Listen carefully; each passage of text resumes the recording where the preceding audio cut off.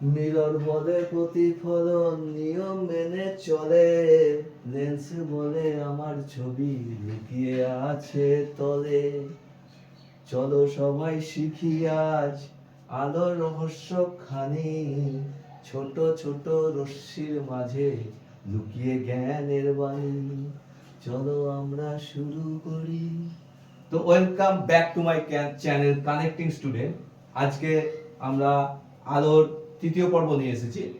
তো আলোর দুটো পর্ব অলরেডি আমরা শেষ করেছি এবং আমার চ্যানেলে অলরেডি আপলোড করা হয়ে গেছে। আজকে তার তৃতীয় পর্ব। আজকে আমরা যেটা শিখবো সেটা হচ্ছে প্রতিসরণ। ঠিক আছে, দেখো প্রতিসরণ জিনিসটা কি।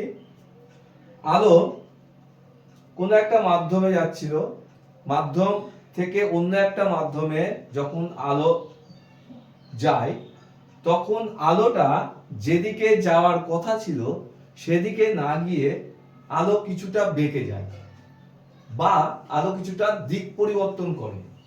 আলোর এই ধর্মকে বলা হয় প্রতিসরণ। জিনিসটা ক্লিয়ার হলো না? আমি একটু ক্লিয়ার করে দিচ্ছি।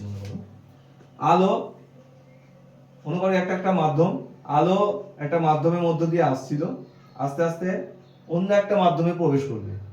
তো আলো যাওয়ার কথা ছিল এইদিকে, কিন্তু এইদিকে না গিয়ে কিছুটা বেঁকে যায়। আলোর এই বেঁকে যাওয়াকে বা আলোর এই দিক পরিবর্তনকে বলা হয় প্রতিসরণ। বোঝা গেল কি বললাম? আলো যেদিকে যাওয়ার কথা ছিল সেদিকে না গিয়ে আলো কিছুটা বেঁকে যায়। কোন দিকে বাঁকবে সেটা আমরা পরে আসছি। ঠিক আছে, আলোর এই বেঁকে যাওয়া বা আলোর এই দিক পরিবর্তন করাকে বলা হয় আলোর প্রতিসরণ। ঠিক আছে, কিন্তু আলো অবশ্যই যখন মাধ্যম চেঞ্জ করবে তখনই কিন্তু হয়। মানে একটা মাধ্যমের মধ্য দিয়ে আসছিল আর একটা মাধ্যমের মধ্য দিয়ে যখনই প্রবেশ করবে তখনই কি হবে, আলোটা কিছুটা দিক পরিবর্তন করবে, অর্থাৎ কিছুটা বেঁকে যাবে। আলোর এই ধর্মকে বলা হয় প্রতিসরণ। আচ্ছা, এবার কিভাবে দিক পরিবর্তন করে আমি একটু দেখাচ্ছি, বা আলো কোন দিকে বেঁকবে সেটা আমাদেরকে জানতে হবে। আমরা যখন দুটো মাধ্যম নেব, ধরো একটাকে বলবো আমরা লঘু মাধ্যম আর একটাকে বলবো আমরা ঘন মাধ্যম।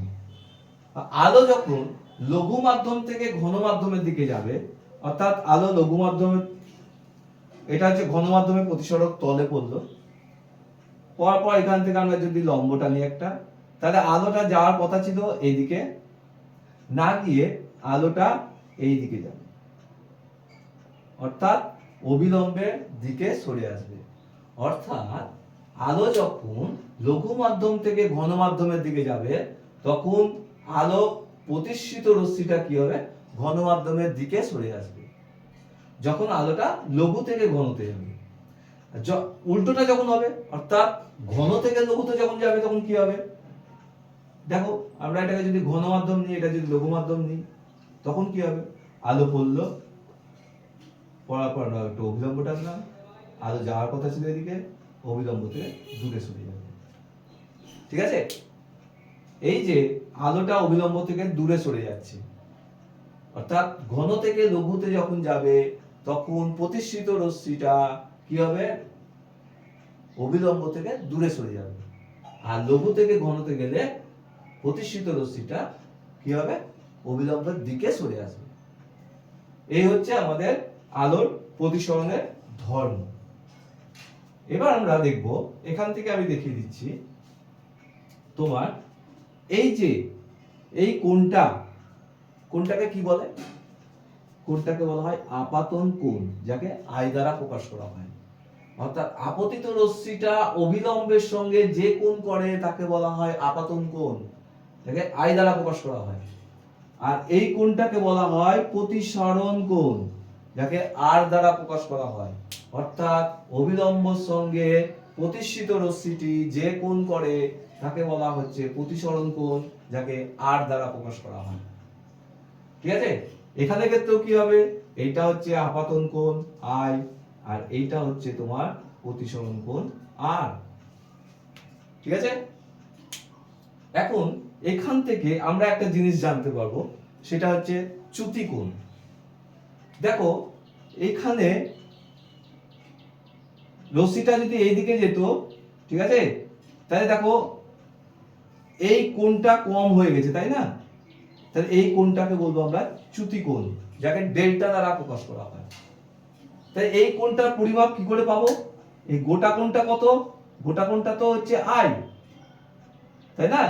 গোটা কোণটা হচ্ছে আই, আর এই কোণটা হচ্ছে আর, আর গোটা কোণটা হচ্ছে আই। তাহলে এটা কি করে পাবো আমরা? আই থেকে আরটা বিয়োগ করব, অর্থাৎ delta is equal to I minus R. এটা হচ্ছে চ্যুতি কোণ। যেটুকু কোণ কমে গেছে সেই কোণটাকে হচ্ছে চ্যুতি কোণ বলবে। ঠিক আছে? এইখানে ক্ষেত্রে কি হবে? দেখো এইটা হচ্ছে, তো গোটাটা হচ্ছে আর, আর এইটা হচ্ছে আই, তাহলে এইটুকু অংশ কমে গেছে, তাহলে এইটা হচ্ছে তোমার ডেল্টা। তাহলে ডেল্টা ইজ ইকুয়াল টু এখানে কি পাবো? R minus I, R minus I. ঠিক আছে? অর্থাৎ চ্যুতি কোণ আমরা যদি লঘু মাধ্যম থেকে ঘন মাধ্যমের দিকে যাই তখন আই মাইনাস আর, আর যখন ঘন মাধ্যম থেকে লঘু মাধ্যমের দিকে যাই তখন আর মাইনাস আই। কেন হয় না? তো লঘু মাধ্যমে কি হয়? আপাতন কোণটা প্রতিসরণ কোণের থেকে বড় হয়, সেই জন্য আই মাইনাস আর হয়। আর ঘন মাধ্যম থেকে যখন লঘু মাধ্যমের দিকে যায় তখন কি হয়? আরটা অর্থাৎ প্রতিসরণ কোণটা বড় হয়, সেই জন্য আর থেকে আমরা মাইনাস করি।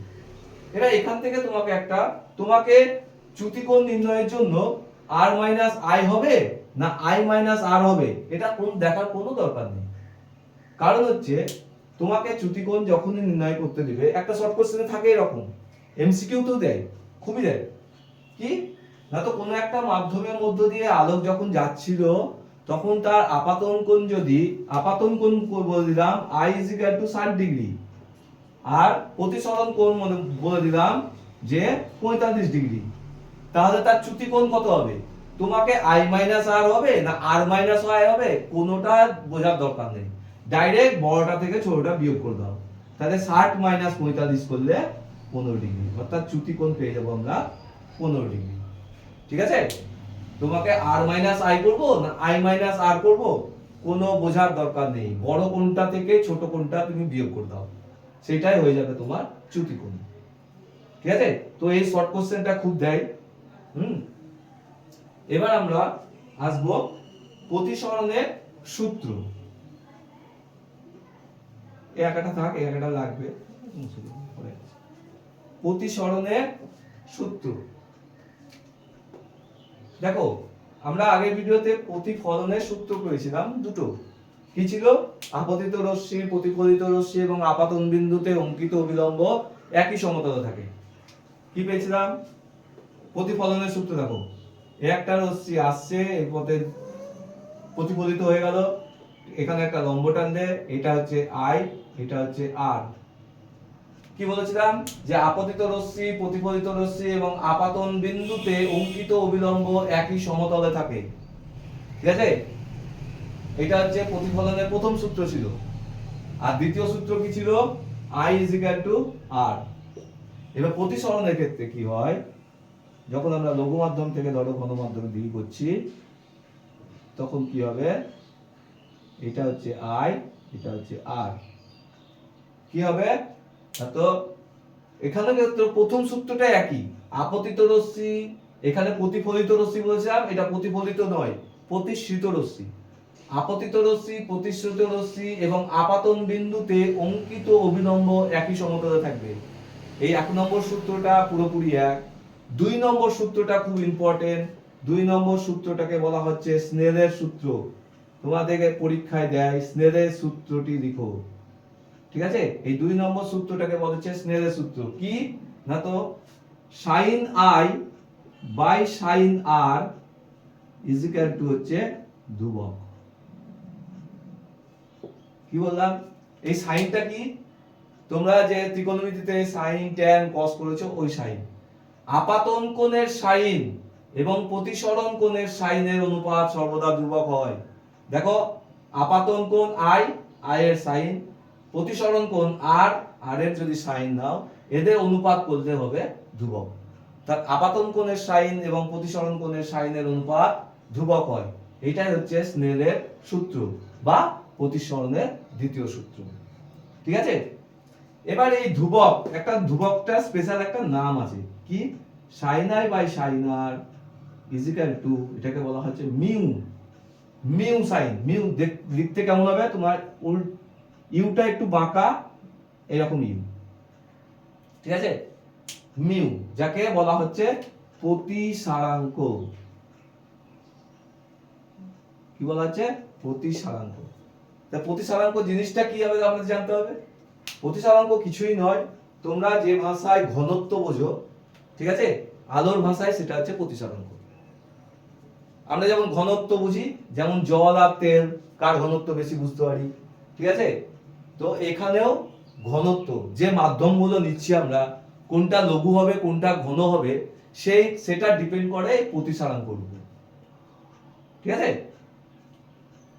মানে এই যে আমরা এখানে দিলাম না লঘু মাধ্যম আর এটা হচ্ছে ঘন মাধ্যম, তাহলে কোনটা লঘু কোনটা ঘন এটা বোঝার জন্য আমাকে প্রতিসারাঙ্ক জানতে হবে। অর্থাৎ প্রতিসারাঙ্ক ঘনত্ব যার বেশি, প্রতিসারাঙ্ক তার বেশি নয়, ঘনত্ব যার কম, প্রতিসারাঙ্ক তার কম। দেখো আমরা একটা জিনিস বুঝাই, এই বায়ুর প্রতিসারাঙ্ক হচ্ছে কি মিউ এ, এটা হচ্ছে 1 সবসময়, বায়ুর প্রতিসারাঙ্ক 1, যেটা হচ্ছে লঘু মাধ্যম, ঠিক আছে। তারপর আর কি আছে, কাঁচ মাধ্যম আছে, তারপর কি আছে আর জল মাধ্যম আছে মনে করো। এবার দেখো বায়ুর সাপেক্ষে কাঁচকে যখন নেব, তখন বায়ুটা হচ্ছে লঘু মাধ্যম আর কাঁচটা হচ্ছে ঘন মাধ্যম। আবার বায়ুর সাপেক্ষে যখন জল নেব, বায়ুটা হচ্ছে লঘু মাধ্যম আর জলটা হচ্ছে আবার ঘন মাধ্যম। তাহলে দেখো বায়ুর সাপেক্ষে কাঁচ ঘন, বায়ুর সাপেক্ষে জল ঘন। তাহলে দেখো এবার যদি তোমাকে বলি এই দুটোই তো ঘন, এবার তুমি দুটো মাধ্যম নিয়েছো কাঁচ আর জল, এবার বলতো কোনটা ঘন হবে কোনটা লঘু হবে। এদের জানার জন্য এদের ঘনত্ব বা প্রতিসারাঙ্ক তোমাকে বুঝতে হবে, ঠিক আছে। এদের নির্ভর করে প্রতিসারাঙ্ক। আমরা জানি কাঁচের মিউ জি আর ওয়াটার, জল হচ্ছে ডাব্লিউ ওয়াটার, অর্থাৎ জলের প্রতিসারাঙ্ক হচ্ছে 1.3 আর কাঁচের প্রতিসারাঙ্ক হচ্ছে 1.5। এবার তুমি বুঝতে পারবে কি না, তো কে লঘু কে ঘন, অর্থাৎ এটা ঘনত্ব কম এটা ঘনত্ব বেশি, অর্থাৎ এটা লঘু এটা ঘন। এই দুটো সাপেক্ষে তুমি যদি নাও তাহলে জল হচ্ছে লঘু মাধ্যম, কাঁচ হচ্ছে ঘন মাধ্যম। বুঝা গেল? এই হচ্ছে আমাদের প্রতিসারাঙ্ক। এবার আসবো আমরা আপেক্ষিক প্রতিসারাঙ্ক। আপেক্ষিক প্রতিসারাঙ্ক কিছুই না, আপেক্ষিক কথাটার মানে কি, একটার সাপেক্ষে আর একটা, এটা হচ্ছে আপেক্ষিক প্রতিসারাঙ্ক, ঠিক আছে। যেমন আমরা কি করলাম, স্নেলের সূত্রটা কি পেলাম, sin i by sin r is equal to mu, তাই না। এটা দেখো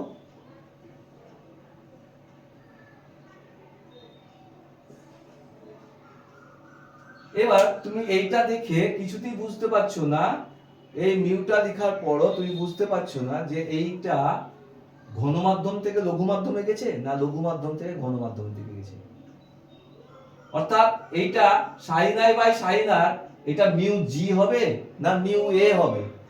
তুমি এটা যদি লঘু মাধ্যম নাও, এটা ধরো মিউ এ আর এটা ধরো মিউ জি, ঠিক আছে। তাহলে এটা দেখে তুমি বুঝতে পারছো না তো মিউ জি থেকে এ তে গেছে না মিউ এ থেকে জি তে গেছে, তাই না। তাহলে আমাদের এটা বোঝার জন্য কি করতে হবে, আপেক্ষিক প্রতিসারাঙ্কর প্রয়োজন হবে, ঠিক আছে। আমরা যদি এটাকে লিখে দিই দেখো মিউ এ জি, তখন আমরা বুঝতে পারবো এয়ার মাধ্যম থেকে গ্লাস মাধ্যমে গেছে, অর্থাৎ বায়ু মাধ্যম থেকে কাঁচ মাধ্যমে দিকে গেছে। বুঝা গেল? এয়ার মাধ্যম থেকে গ্লাস মাধ্যমে গেছে, অর্থাৎ বায়ু থেকে কাঁচের দিকে গেছে। এটা হচ্ছে আপেক্ষিক প্রতিসারাঙ্ক। এবার আপেক্ষিক প্রতিসারাঙ্ক ফর্মুলা আছে যে মিউ এ জি, এটার মানেটা কি, এটা আমরা লিখতে পারি, অর্থাৎ আপেক্ষিক প্রতিসারাঙ্কের ফর্মুলা অনুযায়ী mu G by mu A, অর্থাৎ প্রথম যেটা আছে সেটা নিচে হবে, দ্বিতীয়তে যেটা আছে সেটা হচ্ছে প্রথমে হবে। অর্থাৎ সূত্রটা কি এরকম, মিউ এ মিউ বি সমান মিউ বি বাই মিউ এ, এটা হচ্ছে সূত্র, আপেক্ষিক প্রতিসারাঙ্কের সূত্র। Mu A B is equal to mu B by mu A, অর্থাৎ শেষেরটা উপরে প্রথমটা নিচে, ঠিক আছে। এবার দেখো ক্লিয়ার হয়ে গেছে যে তুমি একটা কোন মাধ্যম থেকে কোন মাধ্যমে দিয়ে গেছে। যতক্ষণ তুমি মিউ কথাটা দিচ্ছ ততক্ষণ তোমার ক্লিয়ার নয় যে আলোটা কোথা থেকে কোন দিকে গেছে। ঠিক আছে, এই হচ্ছে আমাদের আপেক্ষিক প্রতিসরণ। এবার আজকে আমরা আর একটা ইম্পর্টেন্ট টপিক, পরীক্ষায় খুব দেয়, ঠিক আছে, অনেক সময় 2 মার্কসের দেয়, 3 মার্কসের দেয়, সেটা হেডিংটা তুমি টুকে রাখো, বলে দিচ্ছি। আয়তকার কাঁচের স্ল্যাবের মধ্যে দেখাও যে আপাতন কোণ আর নির্গমন কোণ সমান হয়। কি বললাম? আয়তকার কাঁচের স্ল্যাবের ক্ষেত্রে দেখাও আপাতন কোণ ও নির্গমন কোণ সমান। অর্থাৎ আপাতন কোণ হচ্ছে আয়ন আর নির্গমন কোণ যদি I2 হয় তাহলে তারা পরস্পর সমান, এটা তোমাকে দেখাতে হবে। তো চলো আমরা প্রমাণ করি। আমরা ধরো একটা আয়তকার কাঁচের স্ল্যাব নিচ্ছি,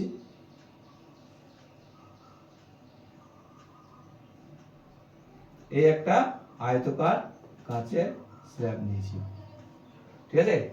এখানে দেখো 3টে মাধ্যম হয়ে গেছে। উপরে বায়ু মাধ্যম, এটা তো কাঁচ, তাহলে এটা কাঁচ মাধ্যম, আবার নিচটা কি বায়ু মাধ্যম, ঠিক আছে। অর্থাৎ এইটাকে বলবো আমরা মিউ এ, এইটা হচ্ছে মিউ জি, আবার এটা হচ্ছে মিউ এ। এয়ার মাধ্যম, গ্লাস মাধ্যম, এয়ার মাধ্যম। এবার লাইটটা যখন এখানে পড়বে, লাইটটা ধরো এখানে পড়লো, ঠিক আছে। এবার আমরা একটা কি করব, লম্ব টানলাম, ঠিক আছে। লাইটটা যাওয়ার কথা ছিল এইদিকে, এইভাবে গেল, এখানে পড়লো, আর একটা লম্ব টানলাম আমরা এইভাবে, এবার অভিলম্ব থেকে দূরে সরে যাবে। প্রথমে অভিলম্ব দিকে সরে আসলো, যেহেতু লঘু থেকে ঘন হাতে আসছিল, পরে ঘন থেকে লঘুতে গেল, সেই জন্য দূরে সরে গেল। তাহলে দেখো লাইটটা এইভাবে আসলো, এইভাবে, এইভাবে গেল, ঠিক আছে। তাহলে এই কোণটা হচ্ছে কি কোণ বলবো আমরা? আয়ন আপাতন কোণ। এই কোণটা হচ্ছে R1, এই কোণটা হচ্ছে ধরো R2, এই কোণটা হচ্ছে I2, বুঝছে? এখানে ভুল করো না, এইটা R1 আর এইটা R2 নিয়েছি, ঠিক আছে। এবার এই অভিলম্ব দুটো নাম দিয়ে দাও, একটা M, একটা N, আর এটা M ড্যাশ, এটা M ড্যাশ, বলো। এবার দেখো খুবই ইজি প্রমাণ করা, কোনো ঘাবড়াবে না।